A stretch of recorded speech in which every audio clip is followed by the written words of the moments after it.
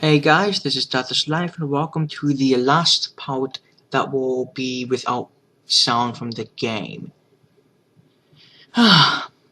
So yeah, it's taken me a bit longer to get these up. You can see that used to be Aaron Cast, now it's Warden Soap.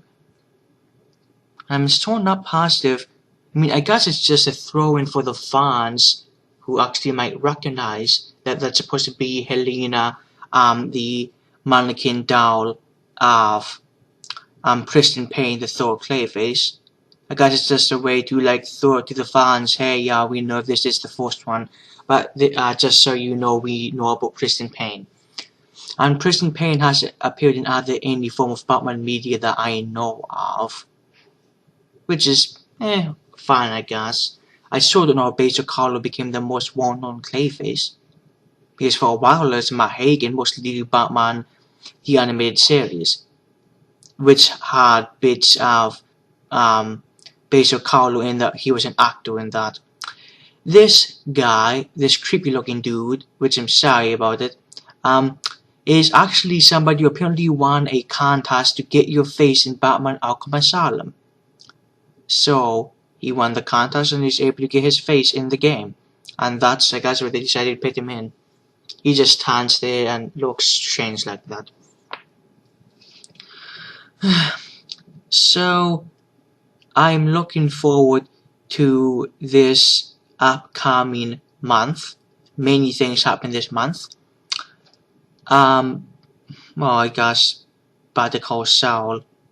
That isn't as important. That's only just happening tomorrow. Well, I'm probably tonight. But Game of Thrones season 5 starts up. I'm excited about that. I can't really talk about it because I don't know.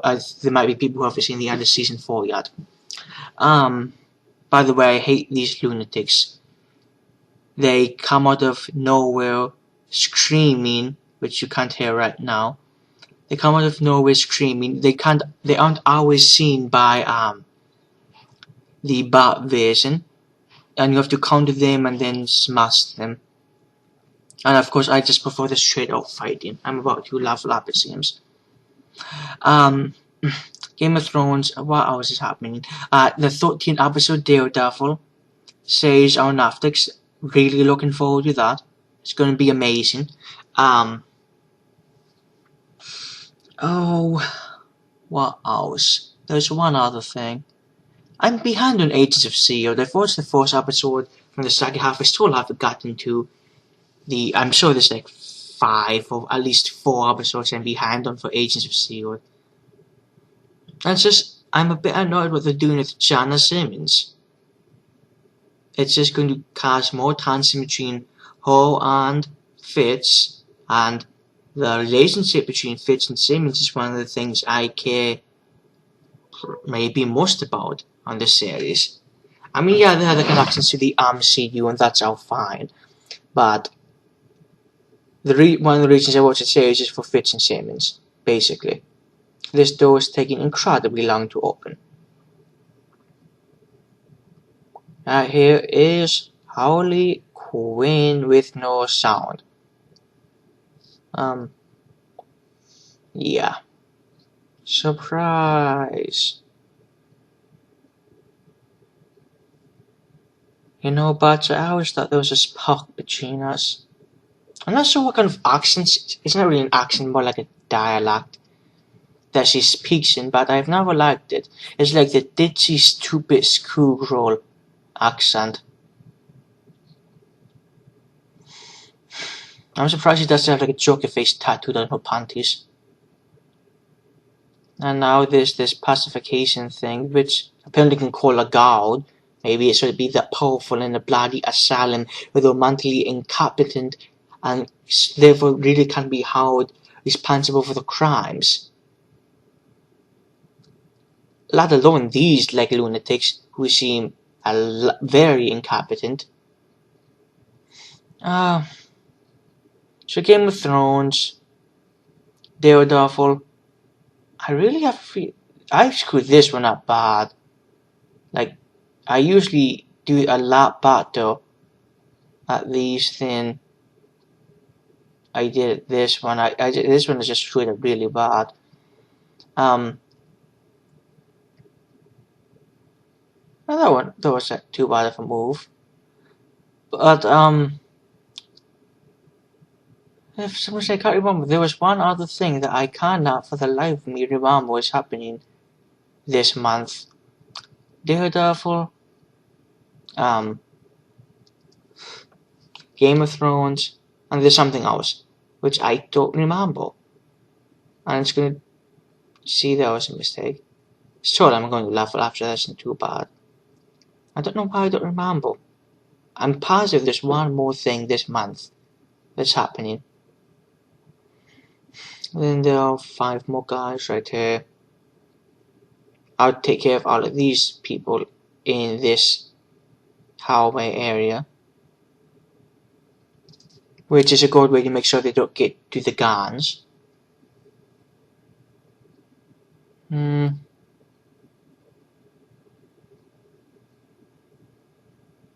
that's not too bad.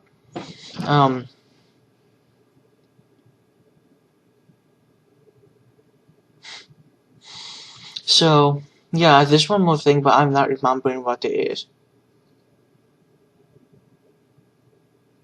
So I watched again last night. I've seen it before. Batman Under the Red Hood. I guess Harley Quinn. Yeah, okay. Which thankfully, now that I think about it, had no Harley Quinn in it. It won't be easy trying to catch you. Blah blah blah. I like Batman Under the Red Hood overall. There's some things I'm not quite as big a fan on related to the movie. One, I don't like the voice actor who voiced Joker. Now, what am I getting? I'm just going to be getting the next Batarang Power. So the assailant was stayed down for a longer period of time, which is always nice. I'll be getting. I've already gone out of order in the past, but I'll be going back in order for pretty much the rest of the game with a few exceptions.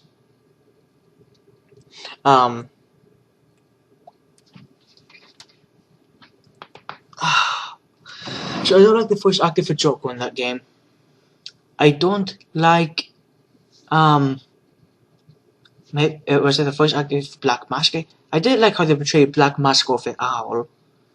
I thought they portrayed him as I like him as the crime boss character he was, but I think they made him too much of a tomboy. I mean, knocking out his own guys for basically no reason seems a bit of a I don't know.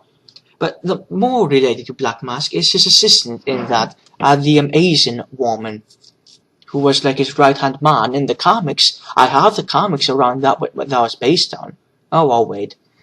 Taped patient evaluation 6, Victor is not responding well to treatment. No sit.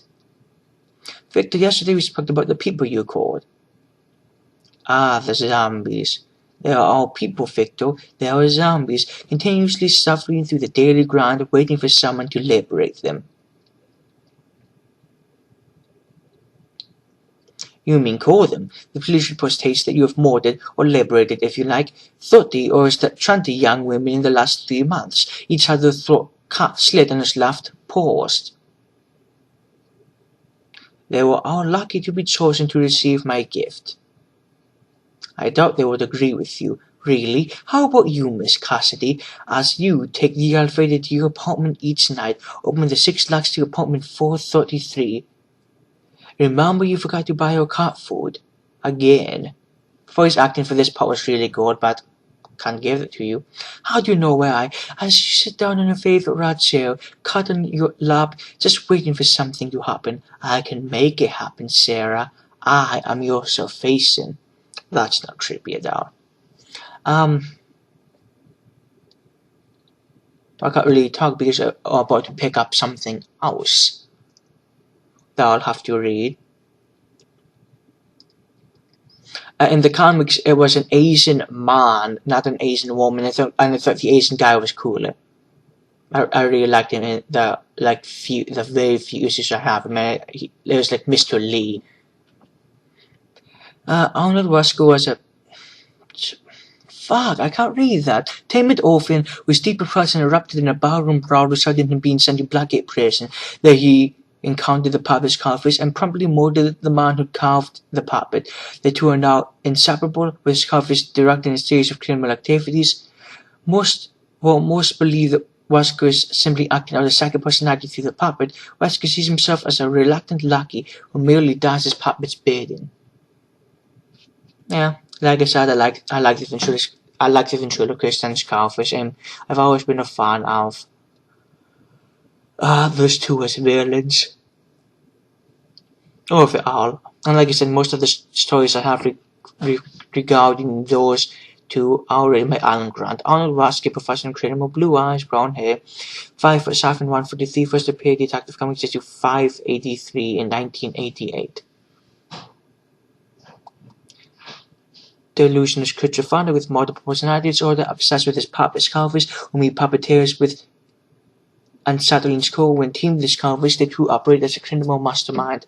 Yeah, Unsettling Call in the comics, Scarface, there's always a lot of the Scarface could say. I think it was B, because apparently B is hard for ventriloquist to say.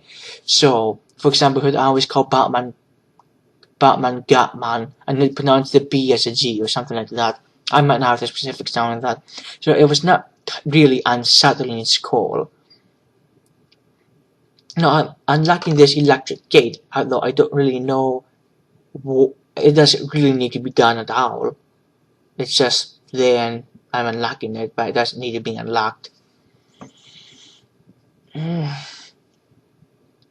be trying to get more of these up. I just had to, like, these rough parts of things I had to record commentary for. I mean, immediately after this, I'm going out to get lunch. It's 3:20, and I usually have a late lunch. But that Latin thing says something, but I don't remember what it says. So, yeah. Now we have to chase Harley. I think she ran to the right. Yeah, she ran to the right. Which leads to someplace I don't remember what it was. There are two lunatics in here. And a secret. Get on. And there's one more over here. Yep, and that is it for those lunatics. There's also the another character profile. Alright, I did a lot this video.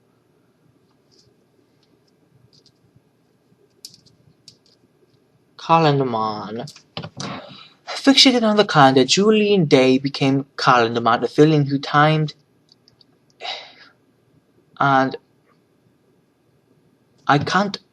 something his crimes thematically to certain holidays throughout the year, often leaving clues by which it could be called.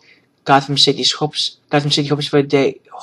for a day often clouded by the knowledge that any holiday of note is likely to be shadowed by Calendar Man's presence. Batman issue 311. Read it. I think it's a Calendar Man's second appearance. One of the earlier comics I got in my collection, 1979. I think it's a really good Calendar Man issue. Not the best issue of it. There's not enough Bruce Wayne, I don't think. But for Calendar Man, I think it's a good issue. Written by Len Wein, who was a great writer for his time for Batman. He was going to write a Tree to Dom and Tree to D story, but he never got to it. Julian Day, of course, it's Julian Gregory Day. Blue eyes, brown hair, 6'3", he's tall, 178. Detective Comics issue 259, so he's a 50s villain. Of course, Calendar Man is obsessed with quirks of the calendar, carefully plans the themes crimes around the holidays. Of course, he was made most popular in The Long Halloween, Batman The Long Halloween, written by Jeff Loeb. Or was he the artist? Shoot. Jeff Loeb was involved. I don't know if he was the writer. I don't remember this. I assume he's the writer. The Long Halloween is what popularized him to make him a Hannibal Lecter-esque character. This canny dude in the South who gives cryptic clues to Batman for looking for the holiday call, and later in Dark Victory looking for, I don't know if he gave clues, but he was also in Dark Victory, the sequel, looking for the Hangman. Okay, that's it for these and it for the silent videos. Thanks for watching. Things will be back to normal next video. Bye guys.